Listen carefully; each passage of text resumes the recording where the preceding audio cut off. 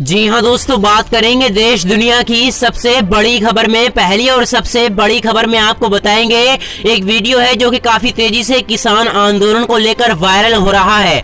आप भी देखिए उस वीडियो को। लेकिन उससे पहले अगर आप भी देश में गोदी मीडिया का विरोध करते हैं और आप भी किसानों के समर्थन में हैं और आपको लगता है कि इस कड़ाके की ठंड में किसानों को बेरहमी से सताया जा रहा है, तो लाइक करें इस वीडियो को और चैनल को सब्सक्राइब करने के बाद घंटी को दबाना बिल्कुल ना भूलें और कमेंट बॉक्स में लिखें जय जवान जय किसान।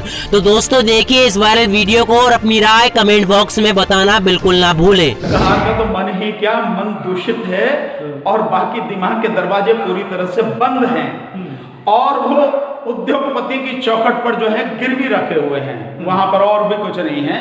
ये अंबानी और अडानी की चौखट पे जो गिरवी रख दिया ना सरकार ने, अपना ईमान धर्म सब कुछ नहीं होने वाला है।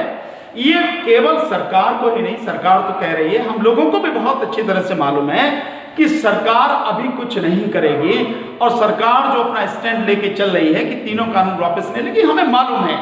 लेकिन हम क्योंकि सम्मान करते हैं इस व्यवस्था का, इसलिए हम लगातार जा रहे हैं। पर ये मेरा व्यक्तिगत मानना है कि आज के बाद में, क्योंकि आज के बाद में भी नतीजा कुछ नहीं निकलना है, तो मैं यही कहूंगा कि आज के बाद में हमारी किसान यूनियन के जो साथी हैं, हमारे जो हमारी किसान संयुक्त किसान संघर्ष समिति है, इसके सारे साथियों से मेरा व्यक्तिगत निवेदन है और मैं ये मानता हूं कि उन्हें इस वार्ता में आज के बाद में भाग नहीं लेना चाहिए। इस आंदोलन को हम और कैसे मजबूत बनाएं और पूरे देश में, हर प्रदेश में, हर शहर में, हर गांव में, हर जिले में, हर ब्लॉक में, हर तहसील में, हर विधानसभा, लोकसभा, हर जगह घर घर हम इस आंदोलन को कैसे पहुंचाएं ताकि लोग इस कानून की जो जबरदस्त देश को बर्बाद करने वाली जो इसकी धाराएं हैं और देश को बर्बाद करने वाला ये जो कानून है, इस कानून को पूरी अच्छी तरह से समझ सके। यही काम हमको करना चाहिए और लोगों को प्रेरित करना चाहिए कि इस आंदोलन में बढ़ चढ़ कर भाग लें। आंदोलन में हम सबका साथ है, बस यही होना चाहिए। मतलब आंदोलन आने वाले समय में और मुखर होगा। नहीं, निश्चित रूप से इसमें तो कोई शक वाली बात ही नहीं है। देखिए मैं पहले कह चुका हूं कि ये किसान के लिए नहीं, जो भी लोग समझ रहे हैं देश के लिए जिंदगी और मौत का सवाल है, जीवन मरण का प्रश्न है, तो आंदोलन मजबूत ही होगा, मजबूत ही किया जाएगा लगातार और इसको सशक्त किया जाएगा। सरकार ने क्यों नाक की लड़ाई बना ली है? नहीं, सरकार ने नाक की लड़ाई नहीं है। सरकार तो बहुत स्वार्थी, और जब गुलाम हो जाए सरकार तो आप उन सारी चीजों को आप नाक की लड़ाई नहीं कहेंगे। सरकार जिस तरह से इस देश को पूरी तरह से निजी उद्योगपतियों के और पूंजीपतियों के हाथ में देना चाहती है, ये उसी षड्यंत्र के तहत सारी की सारी चीजें हैं। तो इसमें नाक की बात नहीं है। जब मैं गुलामी ही करने लग जाऊं और जब गुलामी में इतना डूब जाऊं कि अपने मालिक के अलावा कुछ नहीं मुझे नजर आता है, तो फिर मैं सिर्फ वही बात करूंगा, यही सरकार कर रही है। जो जनता है वो मालिक है। नहीं, 125 करोड़ जो जनता है, या 125 नहीं 135 करोड़ जो देशवासी हैं, उनको मोदी जी केवल खिलौना समझते हैं और उनको मोदी जो है और मोदी जी की सरकार केवल गुलाम समझती है और नहीं भी है तो उन्हें गुलाम बनाना चाहती है। इसीलिए सारा षड्यंत्र, ये सारी चीजें की जा रही हैं। अब वो चौकीदार हो या कुछ हो, यही कह सकते हैं कि उन्हें इतनी समझ नहीं है। ये जो वो देश मतलब देश को विनाश की तरफ जो लगातार ढकेल रहे हैं, उन्हें ये काम नहीं करना चाहिए। मैंने बार बार जैसे कहा कि अगर आप कहते हैं कि ये कानून देश के लोगों के लिए बढ़िया है, तो आपको कानून को बताना चाहिए, कानून पे बात करनी चाहिए। लेकिन प्रधानमंत्री कानून पे बात नहीं करते हैं। मैं एक चीज आपको बताना चाहता हूं, यही आपने जो बात याद दिलाई है।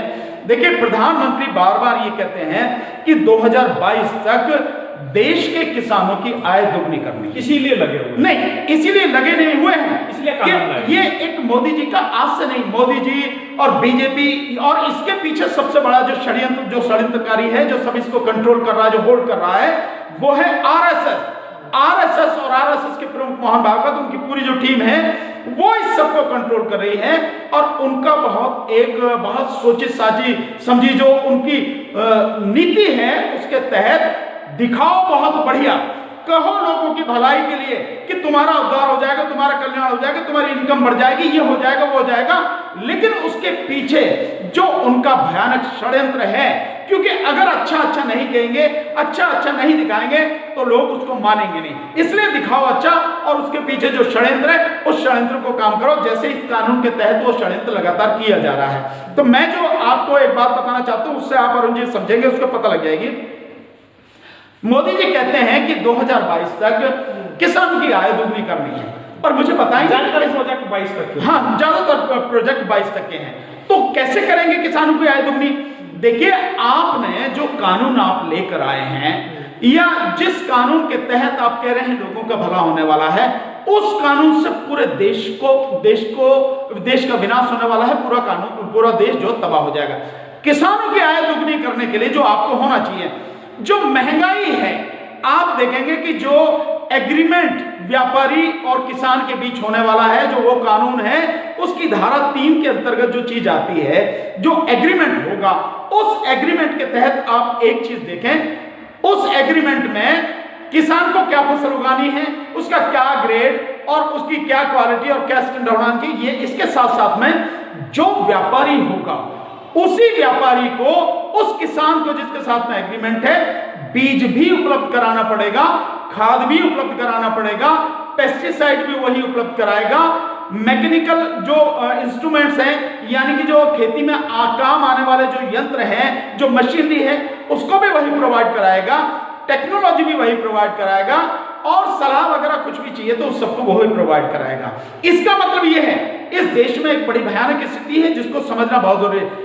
केवल किसान ऐसा व्यक्ति है, या कहें कि इस देश में केवल किसान ही ऐसा प्राणी है जो फसल वो उगाता है, अपनी फसल की कीमत वो नहीं तय करता, या तो सरकार तय करती है और या व्यापारी तय करता है, वो अपनी फसल की कीमत तय नहीं करता, उसे मालूम है। इसके अलावा जितने भी और सामान बनता है, जो व्यापारी जिसको बनाता है, उद्योगपति जिसको बनाता है, उसकी कीमत वही व्यापारी, वही उद्योगपति तय करता है। ये बड़ी अजब स्थिति है। सोचो किसान, क्योंकि किसान की स्थिति ऐसी है और किसान की स्थिति सुधारने के लिए कभी काम नहीं किया। अब जरा सोचें आप, जो व्यापारी समझौता उससे कर रहा है, एग्रीमेंट उसके साथ में कर रहा है, तो अपनी चीजें वो अपनी शर्तों पर, अपनी कीमत पर किसान को प्रोवाइड कराएगा, और उस एग्रीमेंट के तहत किसान कहीं और से नहीं खरीद सकता। किसान चाहे भी तो और कहीं से नहीं खरीद सकता। आज की तारीख में क्या है कि किसान चाहे तो कहीं और से खरीद सकता, जहां उसे लगता है कि रेट सस्ता है और चीज अच्छी मिल सकती है, उस जगह से वो खरीद सकता है, उस दुकान से खरीद सकता है, उस व्यापारी से खरीद सकता है। लेकिन इस एग्रीमेंट के तहत बंदिश हो गई, उस बंदिश में वो उसके अलावा कहीं जा ही नहीं सकता, उसकी मर्जी के बिना हिल ही नहीं सकता। जिस व्यापारी से उसने समझौता किया, तो वो व्यापारी जो भी चीजें हैं अपनी शर्तों पर उसको उपलब्ध कराएगा।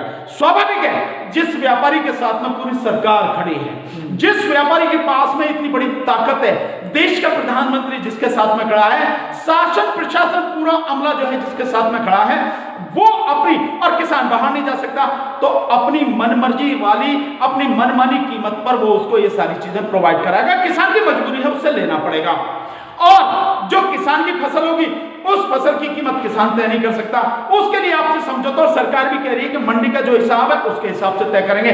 यानी जो व्यापारी दे रहा उसकी कीमत वो तय कर रहा, किसान अपनी कीमत तय करने के लिए बोली। इसमें क्या होगा, धीरे धीरे धीरे धीरे जो किसान की खेती में लागत है वो बढ़ती चली जाएगी। एक तो इस तरह से जब लागत बढ़ गई और उसकी मजबूरी है, उसके पास कोई रास्ता नहीं है, सरकार ने ऐसा बांध दिया है कानून के माध्यम से, तो लागत बढ़ गई तो उसकी इनकम कम हो गई। मैं वो चीज अब बताना चाह रहा हूं आपको, इसको 2 मिनट धैर्य से, उसमें मोल भाव भी नहीं होगा, बिल्कुल मोल भाव नहीं होगा। मैं इसलिए अरुण जी लोगों को ये बताना चाह रहा हूं आपके माध्यम से, आपसे इसलिए मैं चाहता हूं 2 मिनट का धैर्य रख के मैं सारी चीज।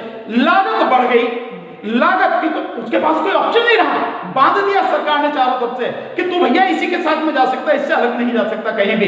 तो लागत बढ़ गई, स्वाभाविक है कि लागत बढ़ गई तो उसकी जो कीमत है, उसकी जो फसल की जो उसे कीमत मिलनी है, उसका मुनाफा जो है वो मुनाफा कम हो गया। पहले ही जो एमएसपी सरकार डिसाइड करी है वो एमएसपी पे उसका अनाज बिक नहीं रहा, उससे 40 से 50% नीचे बिक रहा है जो एमएसपी सरकार डिक्लेयर करी है। और इस कानून के बाद एमएसपी का कोई मतलब नहीं रह जाएगा, क्योंकि एग्रीमेंट में ही उसकी फसल की जो है किस हिसाब से खरीदी जाएगी ये कीमत तय हो जाएगी, उससे बाहर जा नहीं सकेगा। तो उसकी फसल की कीमत तय हो गई, और जो व्यापारी से है वो जिस भाव में चाहता है उस भाव में दे रहा है। अब आप देखिए कि इसके साथ साथ में जब ये सारी चीजें हो गई तो किसान की इनकम कम हुई, किसान की इनकम बढ़ी नहीं। तो आप 2022 में खर्चा बढ़ेगा, निश्चित रूप से उसका खर्चा बढ़ेगा, खर्चा बढ़ेगा तो इनकम कम होगी, और इनकम कम होगी तो आप 2022 तक डबल कैसे कर देंगे। अब रही दूसरी बात कि मोदी जी कह रहे हैं कि दुनिया में कहीं भी बेच सकता है अपना। आप देखिए कैसे पागल बनाया जाता है व्यक्ति को। जब व्यापारी का और किसान का समझौता हो गया, बिहार वाले क्यों नहीं बेच रहे हैं? निश्चित रूप से कि बिहार में 2006 में मंडी समितियां खत्म कर दी गई, वो क्यों नहीं बाहर भेज रहे हैं, नहीं भेज रहे, और वहां के किसान की स्थिति बद से बदतर लगातार होती जा रही है, और उसकी औसत आय 3,500 रुपए किसान की जो है वहां पे जो बिहार वाले की